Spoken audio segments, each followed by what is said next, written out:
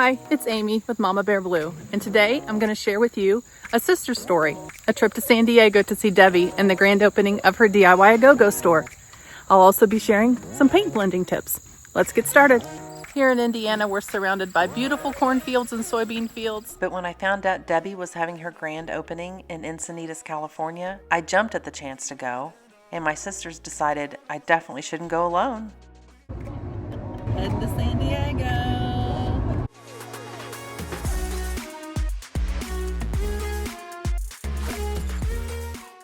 Dion Woods of the Turquoise Iris was painting this piece at the workshop I attended that weekend.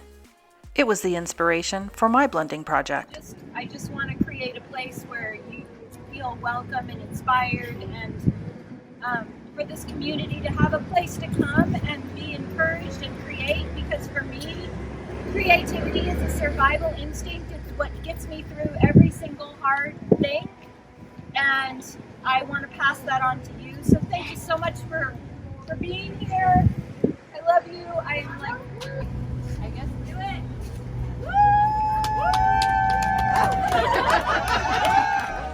One of the best ways to practice paint blending is just to find an inexpensive piece from the thrift store like I did, the small nightstand end table, pick out a few colors and try a few techniques and see what happens. Always start with cleaning the piece.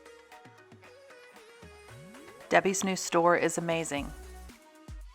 My sisters and I had a great time at lots of workshops, creating, laughing, and meeting lots of other DIYers.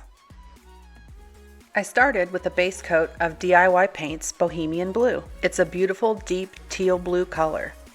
DIY Paint is all natural, clay-based, no VOCs. I applied the paint with one of my favorite brushes, the number 12 Paint Pixie brush. I wasn't worried about full coverage since I had planned on layering on several colors of paint. And there's the dreaded bleed through. Through darker colors, bleed through usually shows up as a greasy spot. But I wasn't worried because I knew I could use DIY Paint's Salvation Solution to touch up those bleed through areas.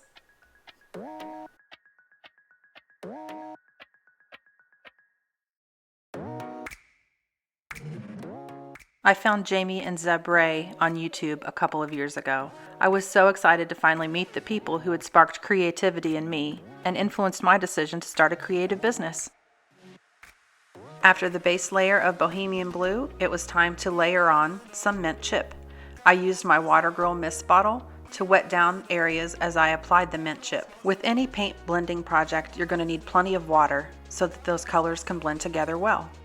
I've found that it's definitely not an exact science. You just load up your brush, brush it on, use plenty of water until you get the desired effect. Another tip I've found to be helpful is just using a little bit of paint. You always need way less than you think you do. Another tip I've learned is not to clean out your brush between colors. One of the workshops we attended was taught by Mara of Vintage Retail Therapy.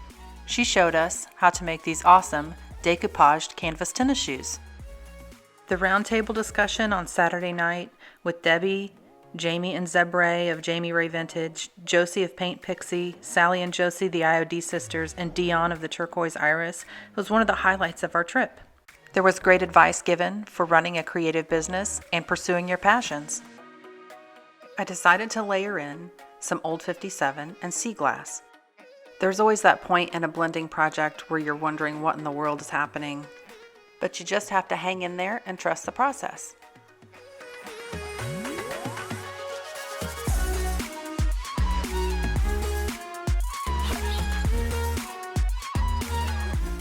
More water and a light touch with the brush will go a long way.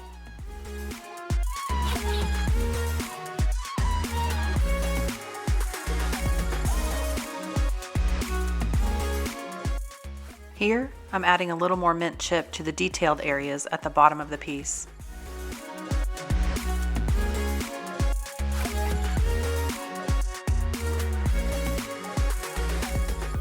Using cheesecloth is a tip I learned from BJ Massa of Junked Up.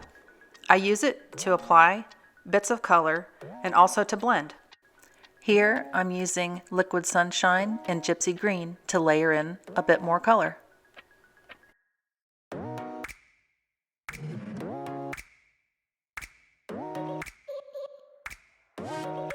San Diego is beautiful with lots of color inspiration.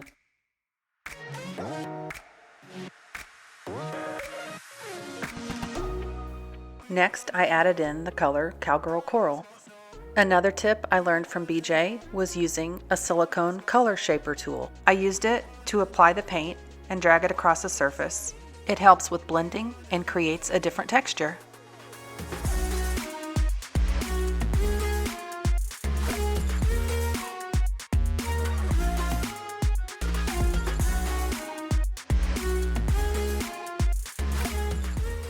I repeated a similar process on all sides of the piece.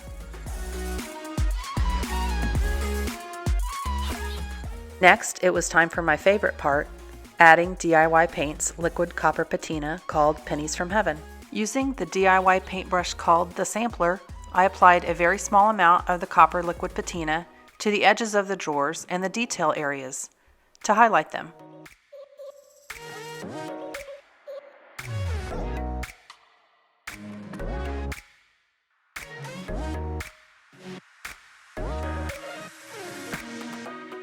I then used diluted copper patina on the flat surfaces to give it a shimmering effect.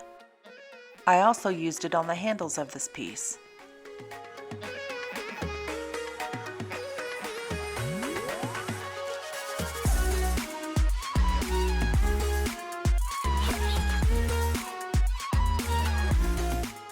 For the finish, I applied DIY Paint's clear wax with a wax brush. I love the way the wax brings out the original beautiful color of the paint and also highlights the texture of the brush strokes. Using a good, high-quality clay-based paint like DIY Paint will make your blending project much easier.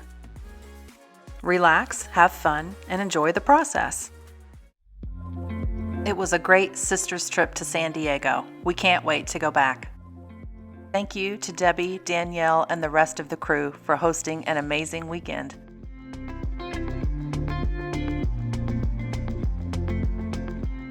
And here's the finished project. To purchase any of the products used in today's video, visit your local stockist or my website, mamabearblue.com.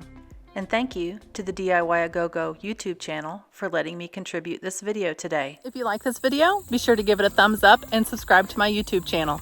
Thanks for watching.